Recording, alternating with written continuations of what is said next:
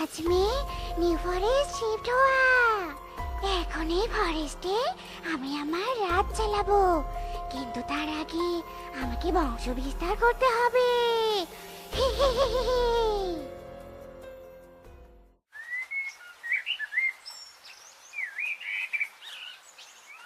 এই ঘাটের মরা, এই এভাবে এখনো পড়ে পড়ে ঘুমাচ্ছ কেন? ওটা বলছি, ওটো। এই কি হলো? আমার কথা তোমার কানে যাচ্ছে না নাকি? ওহো গিন্নি, তোমার ওই মোটা কাকের কণ্ঠে সকাল সকাল আমাকে ডেকো না তো। সারা রাত তোমার সেবা করে একটু ঘুমাতে পারিনি, এবার অন্তত শান্তিতে ঘুমাতে দাও। আমার ফুচকা খেতে ইচ্ছে করছে, আর তুই শান্তিতে ঘুমাতে চাচ্ছিস? দাঁড়া রে বেটা, দাঁড়া, তোকে দেখাচ্ছি মজা। বৃষ্টি বৃষ্টি বউ, তাড়াতাড়ি ছাতা নিয়ে এসো। আরে তার মানে বৃষ্টি নয়, তুমি আমাকে ভিজিয়ে দিয়েছো, কিন্তু কেন বউ? আমার খুব ফুচকা খেতে ইচ্ছে করছে, তাড়াতাড়ি বাজার থেকে আমার জন্য ফুচকা নিয়ে এসো, যাও। আমাকে আর একটু ঘুমাতে দাও ওয়াইফাই। ঘুম থেকে উঠে তোমার জন্য শুধু ফুসকা নয়, সাথে চটপটিও নিয়ে আসবো।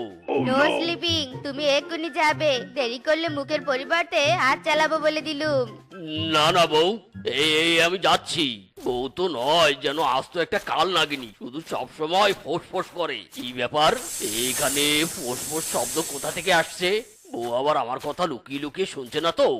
এ কি, এ তো আমার বউ নয়, সত্যি সত্যি সাপ। সাপ, আমাকে মেরো না, আমি তোমার নামে কিচ্ছু বলিনি, যা বলেছি সব আমার বউয়ের নামে। রাস্তা ছাড়ো সাপ, রাস্তা ছাড়ো। এই চুপ কর, চুপ কর। আমার নাম সাপ নয়, আমার নাম রাসেল ভাইপার। এক ছবলে তোকে করে দিব হাইপার। হা হা হা। আমার দাঁত দুটো তোকে ছবল দেওয়ার জন্য শিশির শিশির করছে। ওরে বাবা রে, বাঘ, বাঁচতে চাইলে পালা। হারামজাদা, দাঁড়া দাঁড়া বলছি, আমার হাত থেকে পালিয়ে বাঁচতে পারবি না। ও সাপ দিদি, ও সাপ মাসি, আমার পিছু ছেড়ে দাও, ছেড়ে দাও বলছি আমার পিছু। সুন্দরী কালাবতী, তোমার রূপে আমি জ্বলে পুড়ে কয়লা হয়েছি, তোমার প্রেমে আমি হাবুডুবু খাচ্ছি। তোমার ওই নরম তুলতুলে হাতে আমাকে ছুঁয়ে ধন্য করো। এই তো হাত দিয়েছি। ডার্লিং, তোমার হাতও অনেক তুলতুলে, একদম তুলোর মতো। এখন আমার ইচ্ছে করছে তোমার হাত ধরে সারা জীবন কাটিয়ে দিতে। হারামজাদা, আমাকে তো ডার্লিং লাগে, একবার খালি ছেড়ে দিয়ে দেখ, ছবলে তোর প্রেমের বিষ ছোটাবো। আচ্ছা ডার্লিং, তোমার হাত এত ঠান্ডা কেন? বেবি, চুপ করে আছো কেন? কিছু তো বলো, লজ্জা পাচ্ছ নাকি? দেখি তোমার লজ্জা মাথা মুখটা। ওরে বাপরে, ওরে মারে, এ তো ডার্লিং নয়, সাপ। শালা কালার কালা, আমাকে তোর ডার্লিং বলার স্বাদ মেটাবো। দাঁড়া দাঁড়া একবার, এবারের মতো বেঁচে গেলি, তবে তোদের কাউকে ছাড়বো না। রাজেল ভাইবার, চল এবার অন্য মিশনে চল। এই সাপ, সাপ, আমাকে মেরো না, মেরো না। ইরে মাইরি, কালা কিংকং দাদা, আমি সাপ নই, আমি হলাম মিচকে। ভালো করে তাকিয়ে দেখো। মিসকে ভাই, আমাকে বাঁচা সাপের হাত থেকে, ওই সাপ আমাকে মেরে ফেলবে। তোমাকে কি বাঁচাবো আমি? আমি তো নিজেই ওই ভাইপারের হাত থেকে বেঁচে আসলাম। কি, তোকেও ধাওয়া করেছে? শুধু ধাওয়া নয়, ওর বিষয়ে আরো অনেক কিছুই বলেছে। ওই সাপ একবার চবল দিলেই নিশ্চিত পগার পার, বুঝলে? আর ওই সাপের নাকি এখনো কোনো ভ্যাকসিন তৈরি হয়নি। ঠিক বলেছিস ভাগ্নে, ওই সাপ নাকি আমাদের আশেপাশের বনেও তাণ্ডব চালিয়ে অনেক পশুর প্রাণ নিয়েছে। মামা, ওই সাপের কারণে ঘরে বাইরে এমনকি বাথরুমেও ঢোকা যাচ্ছে না। এবার মনে হয় আমরা ওর সবলে মরে যাব মামা।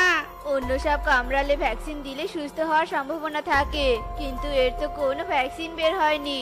আমার তো ভয়ে এক্ষুনি কান্না পাচ্ছে। সখী, ওই দেখ কত সুন্দর ফুল, তুই এখানে দাঁড়া, আমি ফুলটা ছিঁড়ে নিয়ে আসি। সখী, ওখানে যাস নে, ওখানে আপ আছে, আপ না মানে সাপ আছে। রূপা, তাড়াতাড়ি এদিকে আয়। ধন্যবাদ শিল্পা, আমাকে সাপের কথা মনে করে দেওয়ার জন্য। চল চল, তাড়াতাড়ি বাড়িতে যাই। হ্যাঁ রূপা, ওখানে অত ভিড় কেন রে? জানি নে তো, কাউকে আবার ওই ভাইপে সবল মারেনি তো? চল তো গিয়ে দেখি। রাসেল ভাইপার নিয়ে চিন্তা আর না, আর না। আমি রাসেল ভাইপারের বিরুদ্ধে এক স্পেশাল ভ্যাকসিন তৈরি করেছি। এই ভ্যাকসিন দিলে শুধু রাইচেল ভাইপার নয়, তার পুরো ফ্যামিলি কাউকে ছবল দেওয়ার আগে 10 বার ভাববে। তাই আর দেরি না করে তাড়াতাড়ি টাকা নিয়ে ডাক্তার চিঙ্কুর চেম্বারে চলে আসুন। ভ্যাকসিন নিন, সুস্থ থাকুন। এই এই আমি যা শুনছি তোরাও কি তাই শুনছিস? মামা, ভ্যাকসিন পয়দা হয়েছে। ডার্লিং, আর দেরি করো নে, চলো চলো, তাড়াতাড়ি টাকা নিয়ে ভ্যাকসিন দিতে যাই। দেরি হয়ে গেলে পরে আবার ভ্যাকসিন পাবো নে। ডার্লিং, তোমার টাকা আমি দিব, চলো। স্বামী গো, চলো আমরাও যাই।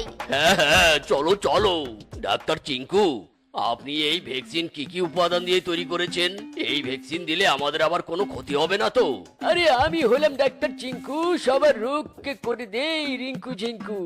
এই ভ্যাকসিন 1000 প্রজাতির পশুর পাদ, 18 প্রজাতির পায়খানার সমাহার আর 13,000 রাসেল ভাইপারের বিষের নির্যাস দিয়ে তৈরি।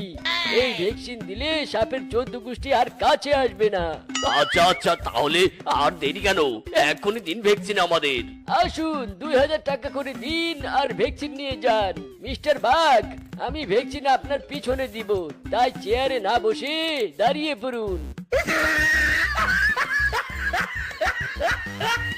আপনাদের তো ইঞ্জেকশন দেওয়া শেষ, আর যদি কেউ বাকি থাকে তাহলে আমার কাছে পাঠিয়ে দিবেন, কেমন?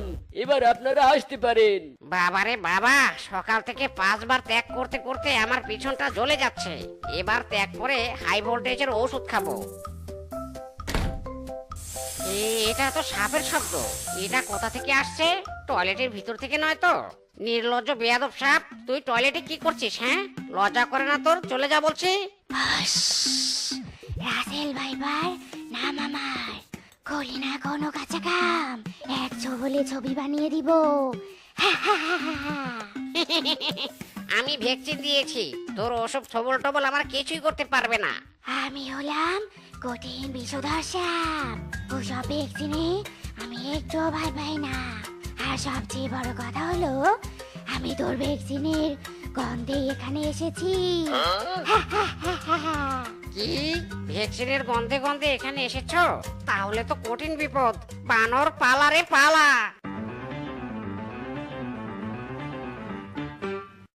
আহ, কি ঠান্ডা ঠান্ডা বাতাস, পরানটা জুড়িয়ে গেল। ইরে মাইরি, সাপ আক্রমণ করেছে আমাকে, বাঁচাও বাঁচাও। মিস্টার চিঙ্কু ডাক্তার, আপনি যে বলেছিলেন ভ্যাকসিন দেওয়ার পর সাপ আমাদের ত্রিসীমানায় আসবে না, তাহলে রোজ কেন সাপ আমাদের আক্রমণ করে বলুন? তার মানে আপনার ভ্যাকসিন 2 নাম্বার? আরে নো নো, আমার ভ্যাকসিন 2 নাম্বার নয়, ওই সাপই হলো 1 নাম্বার। আপনাদের সবার কথা শুনে যা বুঝতে পারলাম তা হলো ওই সাপটা খুবই দুষ্টু। তাই এখন আপনাদের ডাবল ভ্যাকসিন দিতে হবে, আর এর জন্য বিনিময়ে 10,000 টাকা আমাকে দিতে হবে, বুঝেছেন? যান, টাকা নিয়ে আসুন আর স্পেশাল ডাবল ভ্যাকসিন নিন।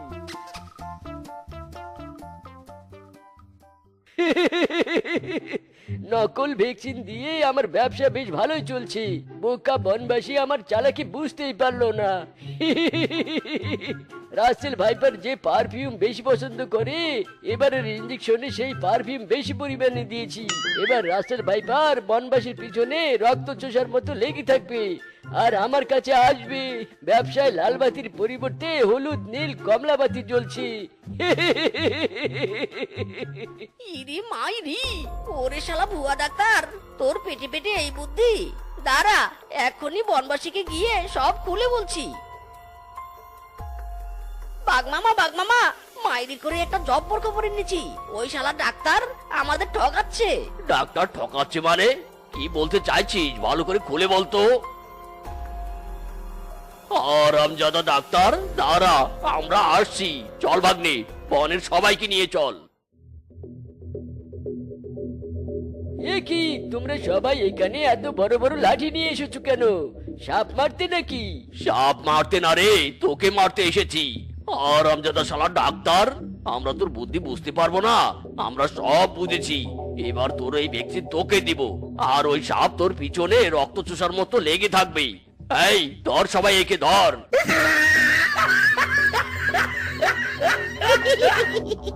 মামা, কাজ হয়ে গেছে, চলো সবাই এবার এখান থেকে চলে যাই। বাহ, দারুণ সুন্দর পারফিউম, এদিক থেকেই তো আসছে, তাই তো দেখি তো। তোর শরীর থেকে এর পারফিউম আসছে, আজ আমি তোকে খেয়ে ফেলবো। মারি মা, নিজের ফাঁদে নিজেই ফেসেছি রে চিঙ্কু। এই রাসেল ভাইপারের হাত থেকে বাঁচতে চাইলে পালা, পালা রে পালা।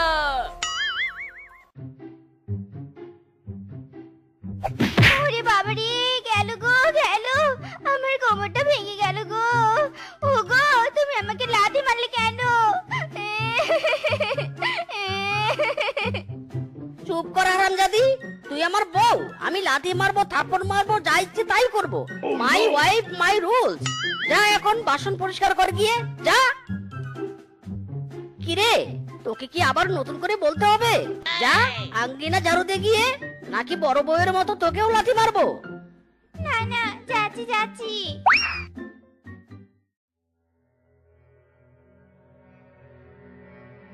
দেখ শিবা, আমি আর এসব সহ্য করতে পারছি নে। ওই মুখ পোড়া মিনসে সারাটা দিন কাটায়, আবার পান থেকে চুন খসলেই কপালে লাথি চাটা দেয়। এসব সংসারের নিয়ম যে আর সহ্য করা যাচ্ছে না শিবা। সহ্য তো আমারও করতে ইচ্ছে করে না রে রূপা। মনে মনে তো ইচ্ছে করে মিনসেটাকে দেই দুই চাকা লাগিয়ে, কিন্তু কি করব বল, গায়ের জোরে তো আর পেরে উঠি নে। তাই বলেই তোর হলো নে, আমাদের প্রতিবাদ করতে হবে বুঝলি। আজের একটা হাসতে হাসতে করে ছাড়বো, তুই দেখে নিস। তুই যা করবি আমিও তোর সাথে আছি, লড়বো একসাথে, বাঁচবো একসাথে। মানি নে, মানবো নে, এই নির্যাতন সইব নে। বিশ্রাম চাই, কাজ থেকে মুক্তি চাই, মানি নে, মানবো নে।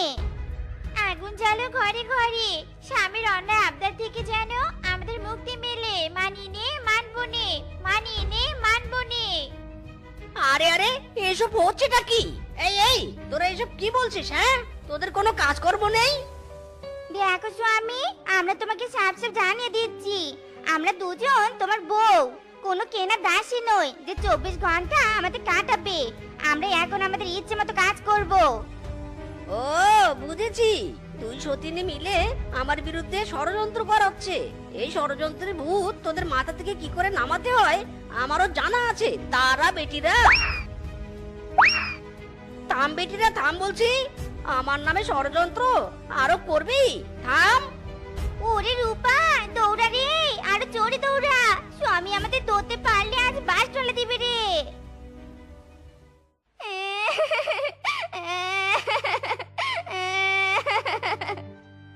আহা, স্বামীর বাড়ি থেকে আসার পর শুধু কেঁদেই যাচ্ছিস।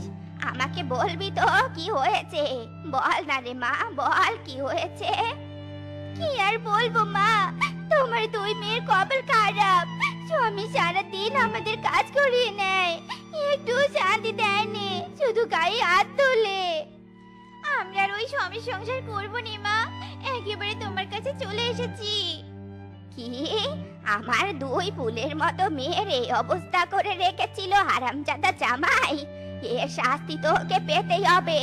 শোন, আমার মাথায় একটা প্ল্যান এসেছে, শোন তোরা, শোন শোন। বাবা, মা, তুমি তো দারুণ বুদ্ধি দিলে। এবার মিনছে দেখবি আমাদের খেলা।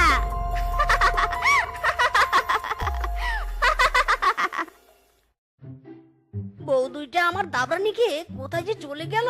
আমার দুই বউ বাড়িতে না থাকলে সংসারের কাজগুলো কে করবে? এতক্ষণে বাড়িতে আসার সময় হলো তোদের? কিছুক্ষণ আগের মায়ের কথা ভুলে গেছিস বুঝি? সংসারের কাজকর্মগুলো কে করবে? হ্যাঁ, মার? কিসের মার? কাজ? কি কাজ? কাজ কি করে করে? আমি তোদের বলে দেবো কাজ কি করে করে। বড় বউ যা, তুই রান্না করে গিয়ে রান্না কর। আর ছোট বউ যা, নদী থেকে জল তুলে নিয়ে আয়, বাড়ির কল নষ্ট হয়ে গেছে। ঠিক আছে স্বামী, এক্ষুনি তোমার কথা মতো সব কাজ করছি। যাক বাবা, দুটোকে কাজে পাঠিয়ে দিয়েছি। এবার আমি ঘরে গিয়ে নাকে তেল দিয়ে ঘুমাই। ওরে বাবারে বাবা, কি ক্ষুধা পেয়েছে রে। দেখি তো রান্না শেষ হলো কিনা বড় বউয়ের। কি যেন বললো স্বামী? রান্নাঘরে কি যেন করতে বললো? উফ, কিছুতে মনে করতে পারছি নে, কেন রান্নাঘরে এলুম?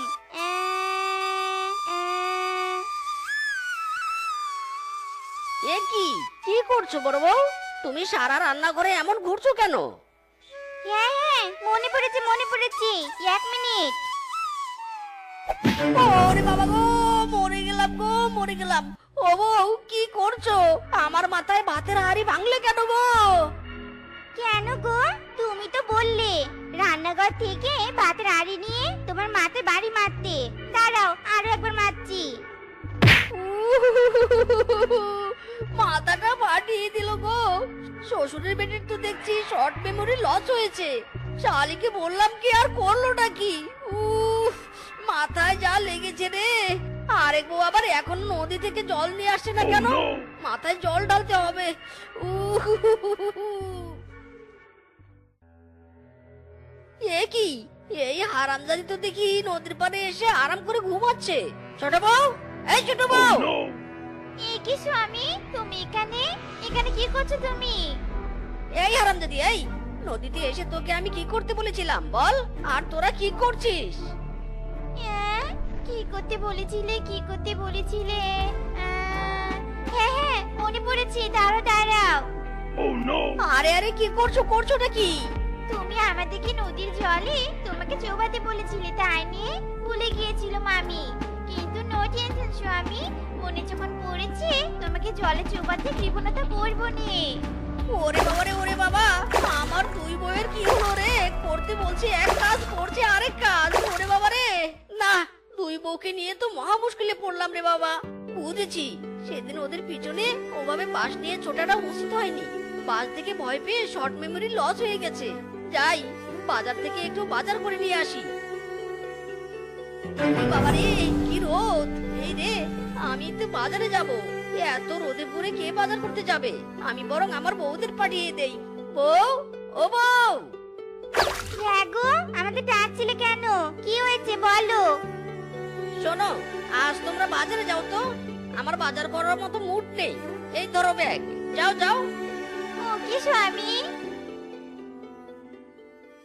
এই মিষ্টি নিয়ে যাও, মিষ্টি হরেক রকমের মিষ্টি, সাদা মিষ্টি, কালো মিষ্টি, আরো আছে লাল মিষ্টি। এসো এসো, নিয়ে যাও, সুস্বাদু মিষ্টি। এসো এসো। এই রূপা, চল চল, বাজার করতে না গিয়ে মিষ্টি খেয়ে নেই।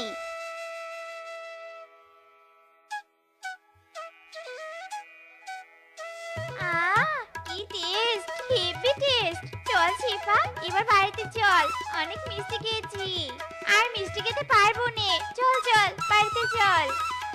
হ্যাঁ হ্যাঁ, চল চল। তুমি জানো না এই অভাগার মনেরই ব্যথা, সারাক্ষণ বসে ভাবি তোমার কথা। সব নীল দোলা দিয়ে থাকো দূরে দূরে। এই মিচকে, এই শুনে যা, শুনে যা, এইদিকে। হ্যাঁ কিংবক দাদা, আমাকে ডাকছিলে কেন বলো তো? তোর দুই বউ আমার দোকান থেকে দুইজনে পুরো 2 মণ মিষ্টি খেয়েছে, তাও আবার বাকিতে। টাকা দিত, বাকি টাকা মিটিয়ে দিয়ে যা, পুরো 20,000 টাকা। ইরি মাইরি, কি বলছো তুমি? 20,000 টাকার মিষ্টি মানে? আমাকে বিক্রি করে দিলেও তো অত টাকা হবে না। আমি কোথা থেকে টাকা দিব? বেটা, টাকা দিতে পারবি না মানে কি মনে করেছিস? অত সহজে আমি ছেড়ে দিব? দাঁড়া বেটা, দাঁড়া। ওরে বাবা রে, ওরে বাবা গো, ওরে মারে, ওরে বাবা, ওরে বাবা রে। কি গো, কি তোমার শরীরে এত আঘাতের চিহ্ন? মনে হচ্ছে তোমাকে কেউ এপি কেলিয়েছে। হারামজাদিরা, তোদের জন্য তো কেলানি খেয়েছি। তোদের আমি বাজার করতে পাঠিয়েছিলাম নাকি মিষ্টি খেতে পাঠিয়েছিলাম? হ্যাঁ, বাকিতে এত মিষ্টি খেয়েছিস কেন বল? ও মা, তুমি তো আমাদের বাজারে মিষ্টি খেতে পাঠালে, তোমার মনে নেই? কই, একবার তো বাজার করার কথা বলনি। হায় হায় রে, এদের আমি বলি কি আর এরা মনে রাখে কি? দাঁড়া, এভাবে তো চলতে দেওয়া যায় না। তোদের একটা ব্যবস্থা করতেই হবে দেখছি। শিফা রে শিফা, স্বামী তো দেখছি পুরো আগুনে জ্বলছে। ভাগ্যিস মাসি দিন এমন ভুলে যাওয়ার অভিনয় করতে বলেছিল। বেটাকে আচ্ছা মতো সাহায্য করতে পারছি। একদম ঠিক বলেছিস, একদম ঠিক বলেছিস। বাবা, আমার দুই বউয়ের শর্ট মেমোরি লস হয়েছে। বলি একটা, ভুলে গিয়ে কাজ করে আরেকটা। কোনো ওষুধ দিন যাতে আমার বউ ঠিক হয়ে যায়। দাঁড়া, আমি ধ্যান করে দেখি তোর বউদের কি ওষুধ দেওয়া যায়। তোর বউদের তো কোনো অসুবিধা নেই। আমি ধ্যান করে জানতে পারলাম তোর বউরা মিথ্যে অভিনয় করছে। কি আরামজাদিরা আমাকে এতদিন ধরে ধোকা দিচ্ছে? তান্ত্রিক বাবা, ওদের আমি কি করলে শাস্তি দিতে পারবো? স্মৃতিভ্রমে বড় বালাই, ওষুধ শুধু রাম ধোলাই। ইরি মাইরি, বুঝেছি তান্ত্রিক বাবা, আপনার কথার অর্থ আমি বুঝেছি। শ্বশুরের পেটিটা তারা আমি আসছি। হ্যাঁ গো, তোমার হাতে বাঁশ কেন? কি করবে বাঁশ দিয়ে? স্মৃতিভ্রম বড় বালাই, ঔষধ শুধু রাম ধোলাই।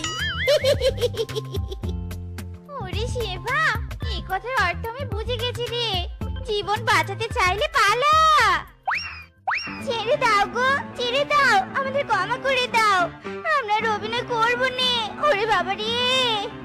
আরামজাদিরা পালাচ্ছিস কোথায়? দাঁড়া বেটিরা দাঁড়া, এবার এই বাঁশ পেটা করে তোদের সত্যি সত্যি শর্ট মেমোরি লস করে দিব। দাঁড়া।